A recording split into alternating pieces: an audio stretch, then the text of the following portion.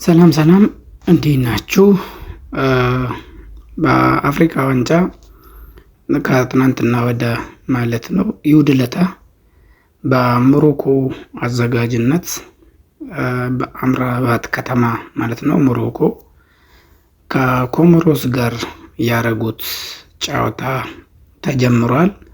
ያው የኛ ሀገር ኢትዮጵያ ብሔራዊ ቡድን ይሄን አፍሪካ ዋንጫ ላይ እንደማትሳተፍ ሁላችን እናውቃለን።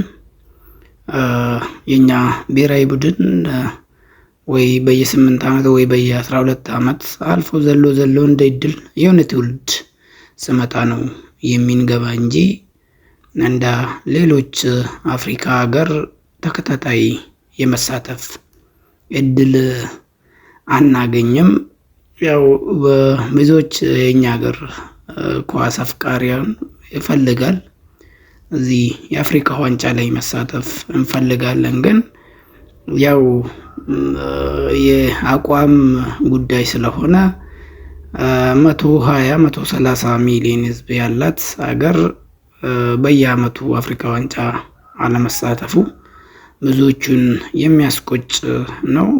ሆኖም ግን አንድ ቀን ደግሞ ከዚህ በኋላ የሚዘጋጀውን አፍሪካ ዋንጫ ደግሞ የምንሳተፍ ይሆናል።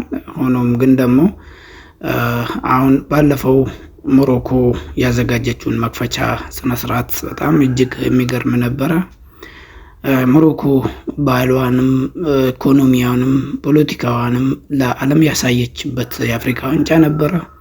በስፖርት ፋሲሊቲዎች ኢንፍራስትራክቸሮች በጣም ያሟላች ቀዳሚ አፍሪካዋ ናት ማለት ይቻላል። በጣም በእግር ኳስ በስፖርት ስቴዲየሞች፣ የሩጫ ቦታዎች፣ የሳይክል፣ የውሃ ዋና በጣም ከአፍሪካ በጣም ቀዳሚ ሆናለች ማለት ይቻላል እቺ ሞሮኮ ማለት ነው። ግን ዋንጫውን ካሸነፈች በጣም ቆይታለች።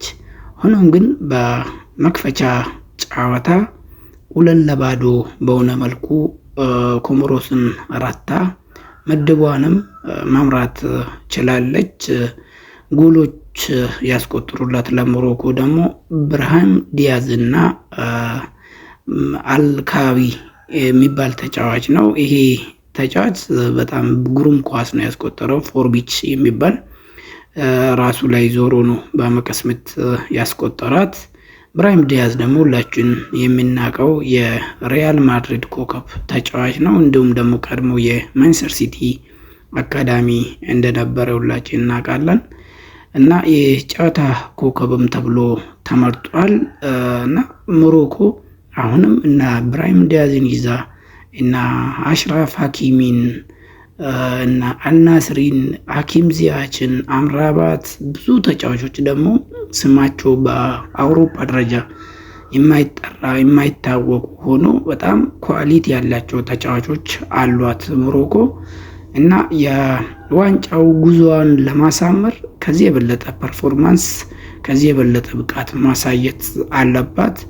የዘንድሮ አፍሪካ ዋንጫውም አዘጋጇ እሷ ማስቀረት ትችላለች በሚባል በብዙዎች ግምት ውስጥ ገብቷል እና ተገምታለች። ይህን አፍሪካ ዋንጫ ልታሸንፍ ትችላለች ተብሎ ተገምቷል።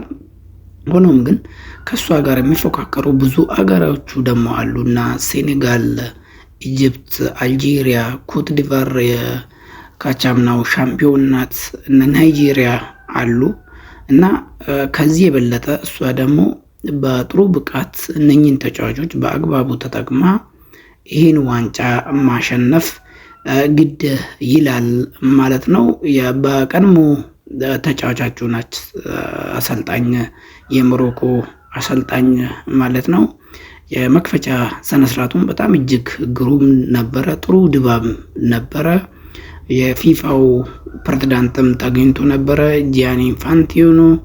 እንዲሁም የካፍ ፕሬዝዳንትም ተገኝቶበታል። ይሄ መክፈቻ ስነስርዓቱ ላይ በጣም የሚገርም ግሩም መክፈቻ ስነስርዓት ነበረ። መዝጊያ ላይም ደግሞ እንደዚሁ ይጠበቃል። ሆኖም ግን ሞሮኮ 2-0 በሆነ መልኩ አሸንፋ ምድቧን መምራት ችላለች ማለት ነው። ሌላ ጨዋታ ትናንትና የተደረገው ጨዋታ ሳውዝ አፍሪካ ከአንጎላ ጋር ያደረገችው ጨዋታ ነበረ። ይሄን ጨዋታ ሙሉን ጨዋታውን ተመልክቻለሁ። በጣም ግሩም እንቅስቃሴ ነበር። ሳውዝ አፍሪካዎች ለማሸነፍ ያላቸው ፍላጎት እጅግ በጣም የሚገርም ነበረ። ያሳዩት ፐርፎርማንስም በጣም ግሩም ነበረ እና የአፍሪካ እግር ኳስ በሊጋቸው ሊግ አላቸው እና ማሚሊ ሳንዳውንስ የሚባል ክለብ አላቸው እና የአፍሪካ እግር ኳስ በሂደት ያደገ ይመስላል የሳውዝ አፍሪካ ማለት ነው። ባፋና የሚባል ልዩ ስም አላቸው እና ትናንትና አንጎላ ላይ ያሳዩት ብቃት በእውነት በጣም የሚገርም ብቃት ነበረ። ኳስ ፖሰስ አርግቶ ተጫውተዋል። ሙከራ ያደርጋሉ። ሙከራቸው ደግሞ በጣም ቀጥተኛ ነበረ። ሰርድ ፔናልቲ ቦክስ ውስጥ ቶሎ ይገኛሉ። ብቻ አንጎላ ደግሞ በጣም ፊዚካሊ በጣም ከባድ ብሔራዊ ቡድን ነው።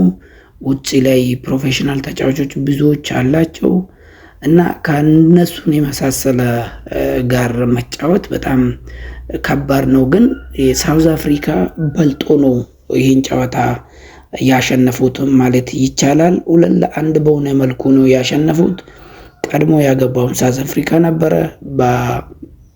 ቀድሞ አንድ ጎል አግብቶ ሲመሩ ቆየ። ከዛ በኋላ ነው አንጎላዎች ጎል አስቆጥሮ 2-1 ሆኑ። 1-1 ሆኑ። ከዛ በኋላ ሳውዝ አፍሪካዎች 2-1 መምራት ቻሉ። ከዛች ጎል በቫር ታይታ ናት የተሻረችው።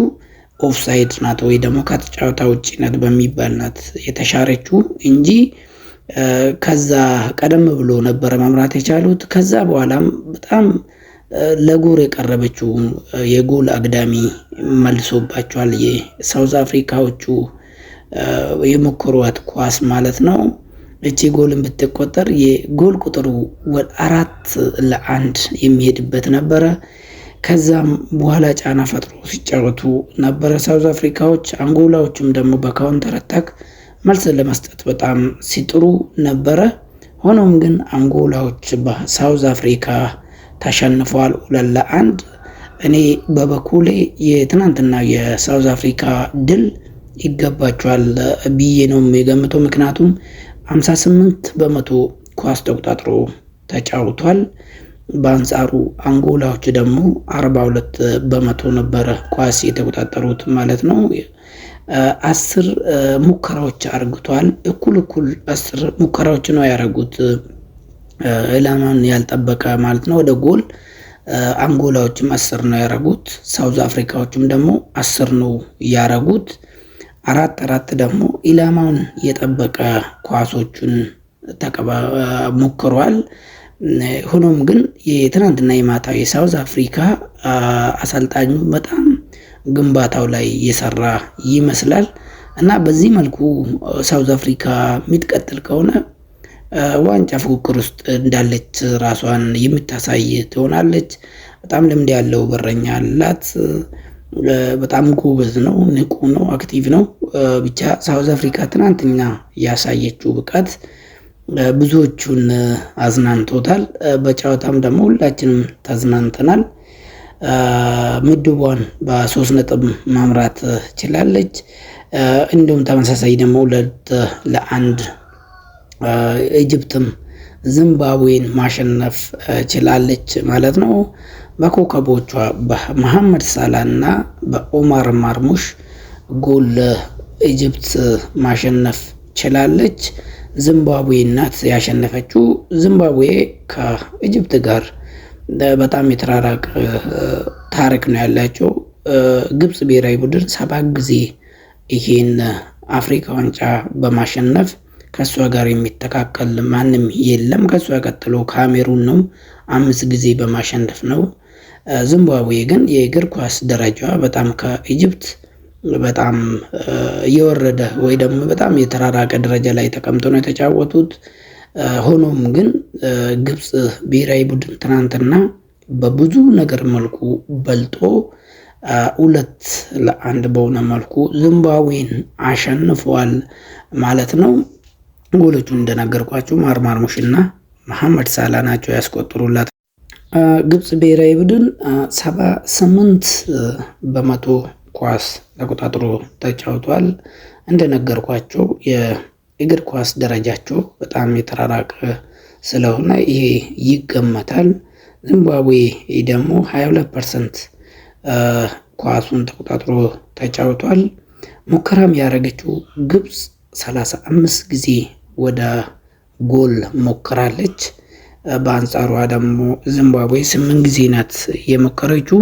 11 ኢላማን የጠበቀ ወይ ደግሞ ቀጥተኛ ኳስ ግብጾች ሲሞክሩ ዚምባብዌ 3ቱን ነበረ የሞከሩት ማለት ነው። ዛሬም ጨዋታዎች ይደረጋሉ እና ሴኔጋል ጨዋታን ታደርጋለች ከቦትስዋና ጋር ማለት ነው። ሴኔጋል ይህን አፍሪካ ዋንጫ ታሸንፋለች ብሎ የሚጠበቁ ሀገሮች አንዷ ናት እና ሰይዶ ማኒ እና እስማኤል አሳር እንዲሁም ደግሞ እና ጋና ጉይን፣ ኩሊባሊን፣ ሜንዲን የያዘችው እና ጃክሰን ያው በእርግጥ ብዙዎቹ ጃክሰን ይተቹታል፣ ግን ሆኖም ደግሞ ለአፍሪካ ዋንጫ ጥሩ ፐርፎርማንስ እንደሚያሳይ ተስፋ ይደረጋል። ሆኖም ግን የሰይዶ ማኒ አገር ዛሬ ማታ ማለት ነው ከቦትስዋና ጋር የሚያደርጉት ጨዋታ ይጠበቃል። ሌሎች ጨዋታዎችም ይደረጋሉ ዛሬ በብዛት ማለት ነው። ሌላ ጨዋታ ባለፈው በእንግሊዝ ፕሪሚየር ሊግ የውድድር ዕለት የተደረገው ማንቸስተር ዩናይትድ ወደ ቪላ ፓርክ አቅንቶ 2-1 በሆነ መልኩ ተሸንፎ ወጥቷል። ለአስቶን ቪላ 2ቱን ጎል ያስቆጠረው ደግሞ ዘንድሮ እጅግ ግሩም ብቃት ላይ የሚገኝ የእንግሊዛዊ ወጣት ሞርጋን ሮጀርስ ነው። እጅግ ግሩም ጎሎች ነበረ 2ቱን ጎል ማንቸስተር ዩናይትድ ላይ ያስቆጠረው። ለማንቸስተር ዩናይትድ ደግሞ ማቲያስ ኩኛ ነበረ ጎሉን ያስቆጠረው። ያው ማንቸስተር ዩናይትድ ይህን ጨዋታ በኳስ ቁጥጥር 57 በመቶ ኳሱን ፖሰስ አርግቶ ተጫውቶ ነበረ። በአንጻሩ ቪላ ደግሞ 43 በመቶ ነው ኳሱን የተቆጣጠረው። በሙከራም ደረጃ 15 ጊዜ ሞክሮታል፣ ዩናይትድ ይበልጧል። ቪላ ደግሞ 12 ጊዜ ሞክሮታል። 4 ኢላማውን የጠበቀ ቪላ ሲሞክር የሜዳው እንግዳ ዩናይትድ ደግሞ 6 ጊዜ ኢላማውን የጠበቀ ሞክሯል።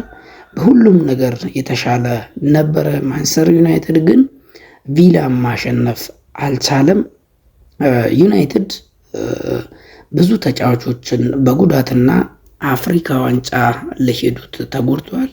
እነ ብራሂም ኢምቤሞ እና አማድ ዲያሎ እንዲሁም ደግሞ ማዝራዊ ለሞሮኮ ብሔራዊ ቡድን፣ አማድ ዲያሎ ደግሞ ለኮት ዲቫር፣ ሚቦሞ ደግሞ ለካሜሩን ማለት ነው። እነኝን በአፍሪካ ዋንጫ መቅናት አጥቷል። 3ቱም ቋሚ ተሰላፊዎች ናቸው። ብራሂም ኢምቤሞ ዘንድሮ ምርጥ ዝውውር ለዩናይትድ ጥሩ አገልግሎት እየሰጠ የሚገኝ ተጫዋች ነው። ግን ሆኖም ምርጡ ቋሚዎች ሄዶ ለአፍሪካ ዋንጫ እየተጫወቱ ይገኛሉ። ዩናይትድ በጉዳትም ደግሞ ካሰሚሮ በቀይ ይህን ጨዋታ ላይ አልተጠቀመም። ብሩኖ ፈርናንደስ በጉዳት እና ሃሪ ማጉዌር በጉዳት፣ ኮቢ ማይኖ በጉዳት ላይ ሆኖ ነው አስቶን ቪላን የገጠመው። ሆኖም ቪላ አሸንፈውታል። አስቶን ቪላ ይህን ጨዋታ ማሸነፉን ተከትሎም ደግሞ ነጥቡን 36 አድርሶ 3ኛ ደረጃ ላይ ቁጭ ብሏል ነው ከአርሰናል በ3 ነጥብ ዝቅ ብሎ ከማንቸስተር ሲቲ ደግሞ በ1 ነጥብ ዝቅ ብሎ ማለት ነው። 4ኛ ደረጃ ላይ የሚገኙ ቸልሲ እና ሊቨርፑል 29 ነጥብ ነው ያላቸው። በ7 ነጥብ ነው እነሱን የሚበልጣቸው ማለት ነው። አስቶን ቪላ የዋንጫ ፉክክር ውስጥ ይገኝ ይሆን የሚል ብዙዎች ግምት እየሰጡት ነው የሚገኙት። እኔ በበኩሌ ዘንድሮ ከዚህ በፊት ከነበረው አንጻር አስቶን ቪላ ዘንድሮ ለዋንጫ የሚፎካከር ይመስለኛል። ምክንያቱም ለዋንጫ ተፎካካሪዎች ትልቆች ክለቦችን ቶትናምን አሸንፏል፣ አርሰናልን አሸንፏል፣ ሊቨርፑልን አሸንፏል፣ ሲቲን አሸንፏል። ዩናይትድን ደግሞ ባለፈው አሸንፏል እና እኔ የዋንጫ ፉክክር ውስጥ ይገኛል ብዬ ገምታለሁ። እናንተስ ግምታችሁን አስቀምጡ።